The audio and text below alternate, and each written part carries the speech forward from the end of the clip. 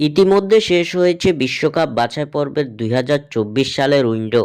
চলতি বছরের উইন্ডো শেষে ২০২৬ বিশ্বকাপের জন্য এখনও কোয়ালিফাই নিশ্চিত করতে পারেনি ব্রাজিল। দর্শক, ব্রাজিল কি পারবে ২০২৬ বিশ্বকাপে কোয়ালিফাই করতে? আপনাদের মূল্যবান মতামত আমাদের অবশ্যই কমেন্ট করে জানাবেন। ২০২৪ ফিফা উইন্ডোতে বিশ্বকাপ বাছাই পর্বের ১২ ম্যাচ খেলেছে ৫ বারের বিশ্ব চ্যাম্পিয়ন ব্রাজিল।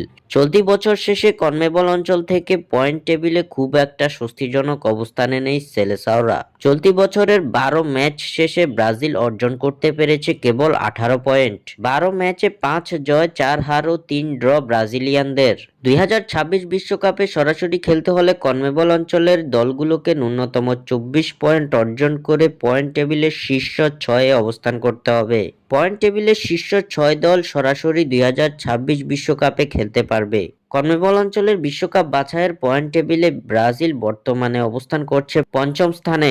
বিশ্বকাপ বাছাইয়ে ব্রাজিলের সামনে বাকি আছে আর মাত্র ৬টি ম্যাচ। যেই ৬ ম্যাচে সেলেসাওরা মাঠে নামবে আগামী বছর অর্থাৎ ২০২৫ সালে। ২০২৬ বিশ্বকাপের বাছাই পর্বের ম্যাচে ব্রাজিল তাদের পরবর্তী ম্যাচে মাঠে নামবে ২০২৫ সালের মার্চ মাসে। আগামী বছর মার্চে কোয়ালিফায়ারের ২টি ম্যাচ খেলবে সেলেসাওরা। যে ২ ম্যাচে ব্রাজিলের প্রতিপক্ষ কলম্বিয়া ও আর্জেন্টিনা। আগামী ২০ মার্চ কলম্বিয়ার বিপক্ষে ও আগামী ২৫ মার্চ আর্জেন্টিনার বিপক্ষে লড়বে ৫ বারের বিশ্ব চ্যাম্পিয়নরা। ম্যাচগুলোর সময়সূচি এখনও নির্ধারণ করা হয়নি। স্বাক্ষর থেকে সাদবিন ইসলাম।